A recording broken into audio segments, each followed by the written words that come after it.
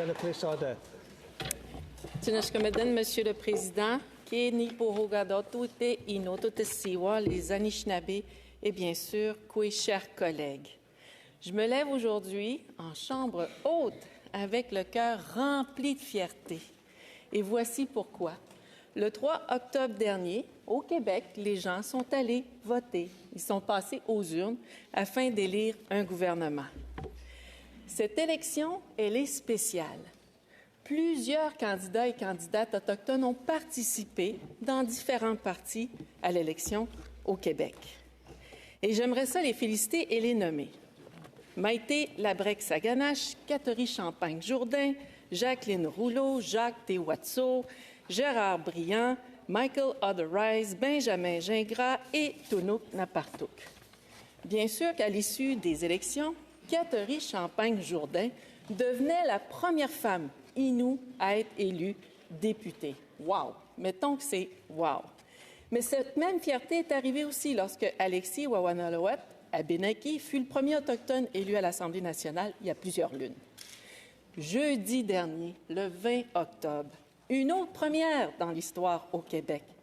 Catherine Champagne-Jourdain est nommée ministre de l'Emploi et ministre responsable de la région Côte-Nord, ma belle Côte-Nord. Alors, mot fier, je pense que ce n'est pas assez fort.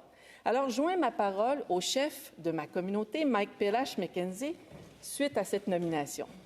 La nomination de Catherine Champagne-Jourdain à des fonctions ministérielles est une belle marque de confiance et de reconnaissance de la part du premier ministre. Les compétences de Mme Champagne-Jourdain ne font aucun doute et nous sommes persuadés qu'elle remplira ses fonctions avec succès. Elle est une nouvelle preuve pour les membres de notre nation, particulièrement les femmes et les jeunes, que nous avons tous la possibilité de réussir et d'occuper un rôle important dans la société. On lui souhaite la meilleure des chances. Alors, bien sûr, cette nomination est plus que historique dans mon cœur. Elle reconnaît la femme Innu, mais surtout ses compétences, ses connaissances, son leadership et sa langue, le Innu Emun. Comme on dit chez nous, c'est big, alors là-dessus, on s'entend, M. Legault et moi, le premier ministre, qu'il ne faut pas que tout retombe sur les épaules de notre nouvelle ministre Innu, en espérant que ce partage-là va se faire avec toute la société québécoise et, bien sûr, le Conseil des ministres de ce gouvernement. Encore une fois, Catherine, je te dis bravo à ta famille de te soutenir dans ton nouveau portage. Alors, bonne chance. Yamé.